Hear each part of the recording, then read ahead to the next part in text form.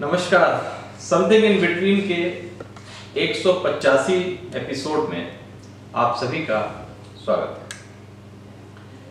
Corona की नई लहर से भारत में एक बार फिर से आशंकाएं गहरा गई। लोग डरे हुए हैं, खासकर रोज कमाने खाने वालों की नींद उड़ी हुई है। इन्हें डर है कि कहीं फिर से तो देशव्यापी लॉकडाउन की घोषणा नहीं हो जाएगी। डर का कारण है केंद्र सरकार बीते 4 दिनों से रोज बरोज बता रही है कि हालात लगातार अनियंत्रित होते जा रहे हैं। महाराष्ट्र में नाइट कर्फ्यू की घोषणा कर दी गई है, जबकि दिल्ली में मंगलवार से नाइट कर्फ्यू का ऐलान किया गया है। जाहिर तौर पर नए आंकड़े डरा रहे हैं। प्रतिदिन 1 लाख नए सिरे से इस वायरस से संक्रमित हो रहे हैं।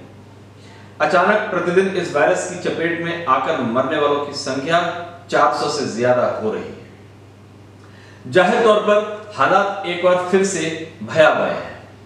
केंद्र सरकार बार बार कह रही है कि हालात अनियंत्रित होने के कगार पर है, मगर यहां सवाल दूसरा है। सवाल है कि क्या सरकार भी वाकई इस स्थिति से निपटने के प्रति गंभीर है या फिर गंभीरता के आवरण में महज सियासत हो रही है। इसे समझने के लिए कुछ उदाहरण काफी होंगे। मसलन इसी भयावह स्थिति के बीच 5 राज्यों में विधानसभा चुनाव हो रहे हैं। चुनाव प्रचार के दौरान कोरोना से निपटने से तय मापदंड का सरकार और राजनीतिक पार्टियां ही पालन नहीं कर रही हैं। मसलन चुनाव प्रचार के दौरान सत्तारूढ़ दल और विपक्ष का चुनाव प्रचार बताता है कि इन्हें कोरोना के बढ़ते संक्रमण की बिल्कुल भी चिंता नहीं है। पश्चिम बंगाल और असम में हो रहे रोड शो और रैलियों में मास्क नदारद है। कई मौके पर सत्तारूढ़ दल के शीर्ष नेता बिना मास्क के चुनाव प्रचार करते दिखे हैं। खुद प्रधानमंत्री का 2 गज की दूरी का नारा मजाक बनकर रह गया है।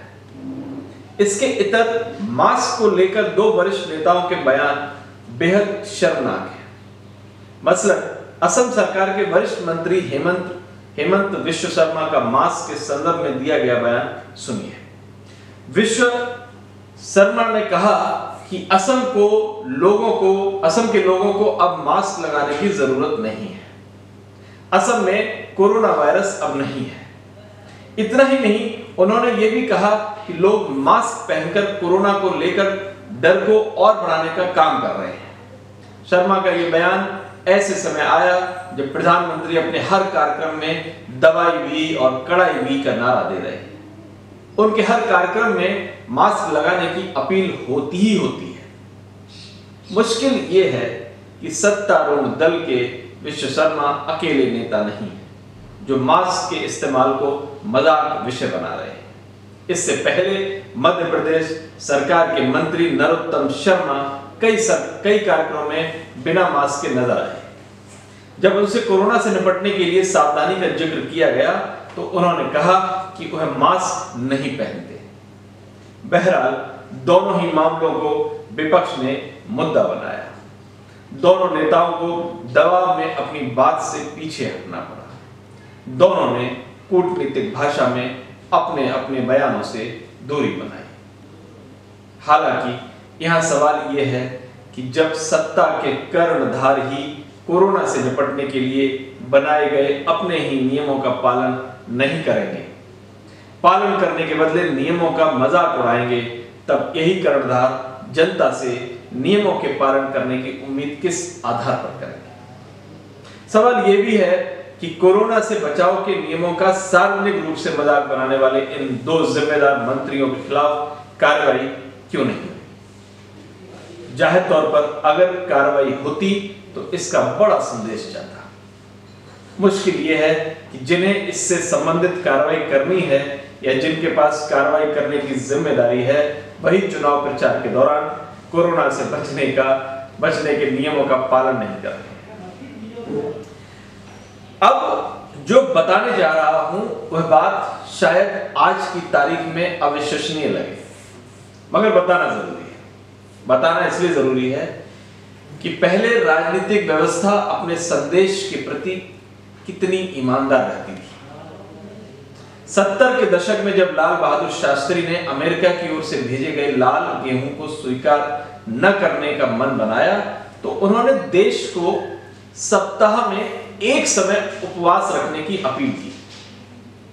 अपील इसलिए की कि गेहूं देने के बदले अमेरिका देश पर अपमानजनक शर्तें लादना चाहता था, मगर शास्त्री ने देशवासियों से अपील करने से पहले अपने घर में इसका प्रयोग किया। शास्त्री जी ने अपनी पत्नी से कहा कि घर में एक दिन चूल्हा मत जलाओ। मैं जानना चाहता हूं कि मैं और मेरा परिवार एक दिन उपवास रखने के काबिल है या नहीं। फिर शास्त्री जी के घर में एक दिन चूल्हा नहीं जला। उन्हें लगा कि एक दिन अन्न नहीं खाने से उन्हें और उनके परिवार के सदस्यों को कोई तकलीफ नहीं हुई। इसके बाद उन्होंने देशवासियों से सप्ताह में एक दिन उपवास करने की अपील की। उपवास को राष्ट्रीय स्वाभिमान से जोड़ दिया। देशवासियों को बताया कि एक दिन के उपवास से उनके देश सम्मान के क्षेत्र में क्या हासिल करने जा रहा है। मतलब शास्त्री जी ने उपवास की अपील से पहले प्रयोग के तौर पर अपने परिवार को आजमाया। इसका परिणाम यह हुआ कि पूरा देश उनकी एक अपील पर एकजुट हो गया। तब भुखमरी की कगार पर खड़े भारत ने अमेरिका को बताया कि उसके लिए स्वाभिमान सब कुछ है। भारत ने दुनिया को एक बड़ा संदेश दिया। अब उस समय की तुलना कोरोना काल से करते हैं। प्रधानमंत्री की एक अपील पर जनता ने पहले जनता कर्फ्यू फिर राष्ट्रव्यापी लॉकडाउन को स्वीकार किया। महीनों पूरा देश ठप रहा। वह इसलिए कि लोगों को अपने प्रधानमंत्री पर विश्वास था, क्योंकि सवाल देश के स्वाभिमान का था।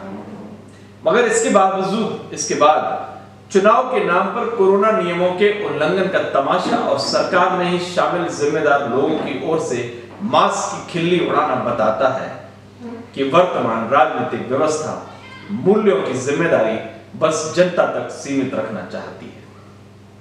जनता को भाषण कराती है, मूल्यों का उपदेश देती है। जाहिर तौर पर जनता और राजनीतिक व्यवस्था के बीच भरोसे का धागा लगातार कमजोर हो रहा है। इसे मजबूत किए जाने की जरूरत है। इसके लिए सरकार को कठोर संदेश देने की जरूरत है। इसके लिए उसे अपने घर से शुरुआत करनी होगी। कोरोना से बचने के नियमों को तमाशा बनाने वाले अपने ही लोगों के खिलाफ कठोर कार्रवाई कर व्यापक संदेश देना होगा। नमस्कार।